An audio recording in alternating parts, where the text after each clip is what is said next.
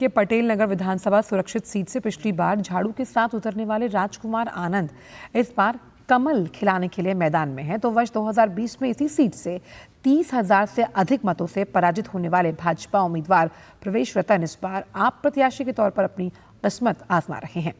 कभी अरविंद केजरीवाल के काफी करीबी रहे वर्तमान भाजपा प्रत्याशी राजकुमार आनंद केजरीवाल पर गंभीर आरोप लगा रहे हैं। उनका कहना है कि केजरीवाल अक्सर अपनी असफलता का ठीकरा केंद्र पर फोड़कर विक्टिम कार्ड खेलते हैं। हमारे संवाददाता कुमार आलोक ने राजकुमार आनंद से खास बात की, आइए आपको सुनवाते हैं।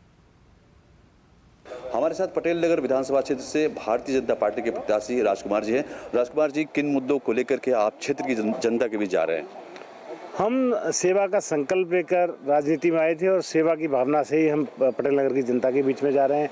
हमने जो काम किए लोगों को बिल्कुल यकीन हुआ कि जितने काम उनको करने चाहिए उससे बहुत ज़्यादा काम किए, इतने काम किए कि पिछले बहुत सालों में नहीं हुए थे। आम आदमी पार्टी को किस तरीके से लेते हैं आप? जो उनका कार्यकाल रहा, शराब घोटाले की बात हुई, तरह तरह के घोटाले में उनके नेता जेल भी गए, क्या कहेंगे इस पर आप? देखिए, अरविंद केजरीवाल की जो 10 साल की डेवलपमेंट है वो यही है कि जुवेनाइल क्राइम दिल्ली में फैल गया। अब वो हर चीज़ का ना बहाना मार देते हैं, कह देते हैं कि साहब ये तो केंद्र सरकार के हाथ में।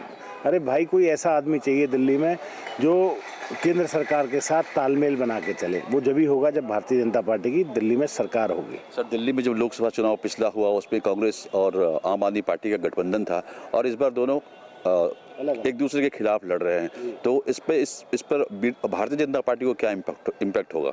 भारतीय जनता पार्टी जब दोनों मिलके जीते थे तब भी जीती थी, अब तो अलग अलग लड़ रहे हैं तो कोई मतलब ही नहीं हारने का। सर, कोई मुख्यमंत्री का फेस भी आप लेकर आगे मुख्यमंत्री का फेस जो अरविंद केजरीवाल और आम आदमी पार्टी करती है वो झूठी बात करती है।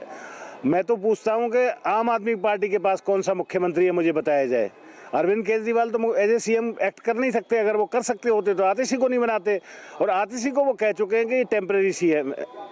तो फिर आखिर किसके लिए लड़ रहे हैं? किसके लिए लोग वोट दें आम आदमी पार्टी को? आम आदमी पार्टी को अपना सीएम कैंडिडेट घोषित करना चाहिए।